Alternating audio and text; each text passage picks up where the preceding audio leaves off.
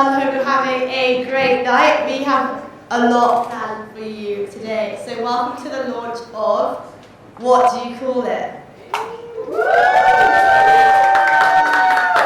just like to say I actually cannot see anyone because I tried to put contacts in and I damaged my eyes. So I'm like half blind at the moment. So I'm going to need a lot of energy from like claps and woos or whatever because I can't get it from your face. So, first we're going to kick off with a panel run by Andy and Isaac, the founders of the magazine and podcasters of Two G's in a Pod. And we have great panelists for you today. We have Izin, who is the youngest person to present on the 10 o'clock BBC News. BBC, guys! Next to her, we have Ola the Comedian. He's a comedian. And then we have Lemzi on the end, who is an artist slash producer slash works with kids slash just doing bits. So we have great people here for you today. I'm going to pass it on to Andy and Isaac to sort of just introduce what they do specifically, and then the panel will commence. So, yeah, we're going to have a great night.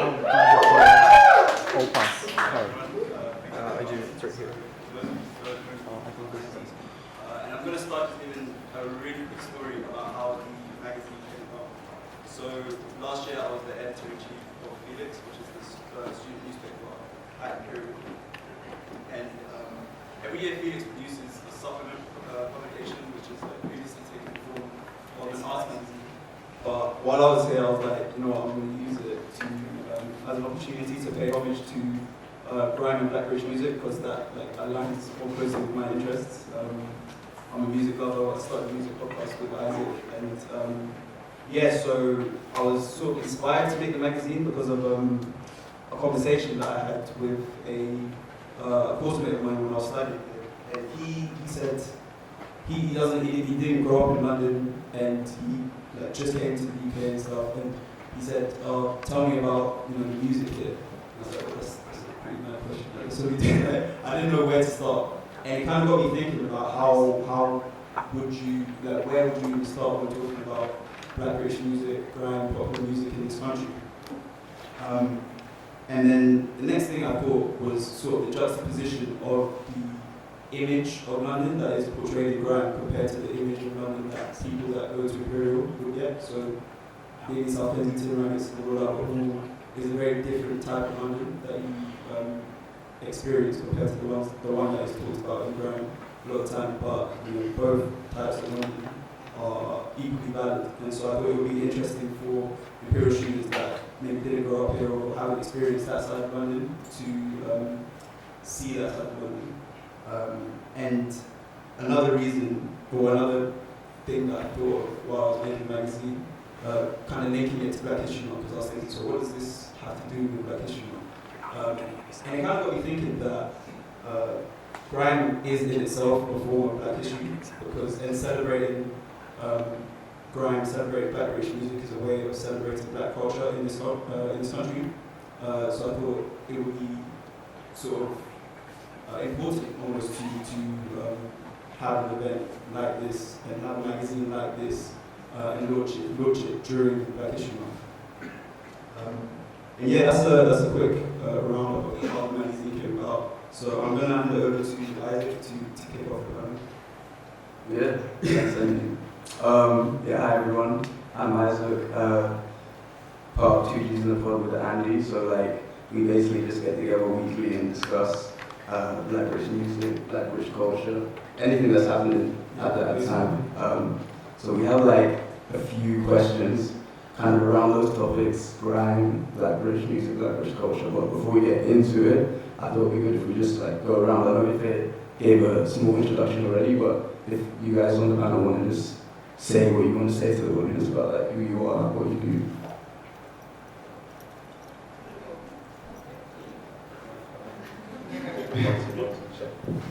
Hello, can you hear me?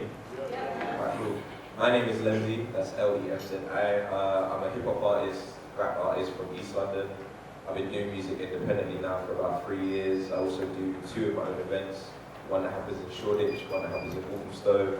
My whole ethos is just about like bringing really talented artists to the forefront, making sure that they have as much spotlight as possible, including myself. I want to get that spotlight too.